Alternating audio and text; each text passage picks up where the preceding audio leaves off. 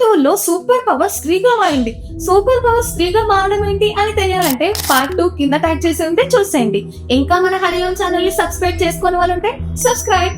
దేవతల అందరి పవర్స్ తో దుర్గామాత వస్తారు. శివుడు తన త్రిశూలంతో ఇంకో త్రిశూలాన్ని, విష్ణువు ఇంకో సుదర్శన చక్రాన్ని, బ్రహ్మ నీటి పాత్రను, ఇలా దేవతలంతా వారి వారి ఆయుధాలను దుర్గామాతకు ఇస్తారు. దుర్గామాత ఆ ఆయుధాలన్నీ పట్టుకుని గట్టిగా ఒక వార్ క్రై చేస్తుంది. ఆమె యుద్ధ రంగంలోకి రాగానే మహిషాసుర సైన్యం భయంతో వణికిపోయి శవాల దెబ్బగా మారిపోయింది. సైన్యాన్ని, సేనాధిపతులను అంతమందించింది. ఇంకా మహిషాసురుడు మాత్రమే మిగిలాడు. మహిషాసురుడు అసలు రూపంలోకి వచ్చి ఆ పరాశక్తి మీదకు దాడికి వెళ్తాడు. అమ్మవారు తన అపార శక్తితో మహిషాసురుడిని నేలవాల్చి కాలితో తన మెడను తొక్కి త్రిశూలంతో తలను ఖండిస్తుంది.